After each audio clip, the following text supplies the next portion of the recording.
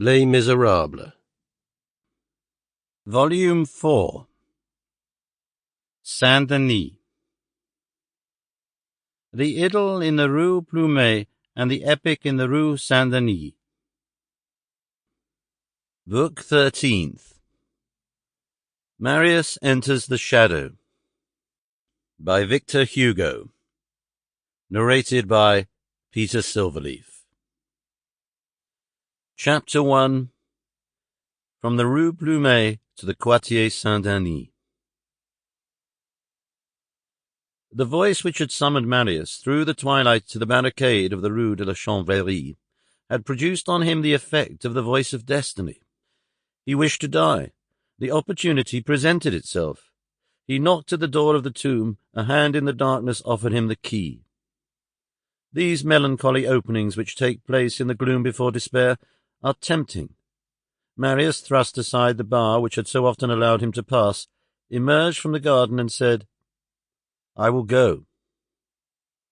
Mad with grief, no longer conscious of anything fixed or solid in his brain, incapable of accepting anything thenceforth of fate after those 2 months passed in the intoxication of youth and love, overwhelmed at once by all the reveries of despair, he had but one desire remaining, to make a speedy end of all. He set out at rapid pace. He found himself most opportunely armed, as he had Javert's pistol with him. The young man of whom he thought that he had caught a glimpse had vanished from his sight in the street. Marius, who had emerged from the Rue Plumet by the boulevard, traversed the Esplanade and the bridge of the Invalides, the Champs-Élysées, the Place Louis XV, and reached the Rue de Rivoli. The shops were open there, the gas was burning under the arcades, women were making their purchases in the stalls, people were eating ices in the Café Laitier and nibbling small cakes at the English pastry-cook shop.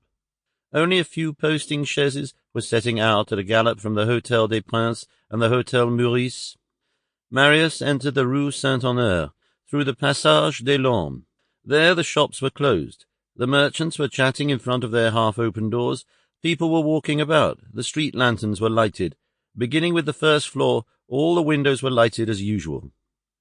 There was cavalry on the Place du Palais Royal. Marius followed the Rue Saint-Honore. In proportion as he left the Palais Royal behind him, there were fewer lighted windows. The shops were fast shut.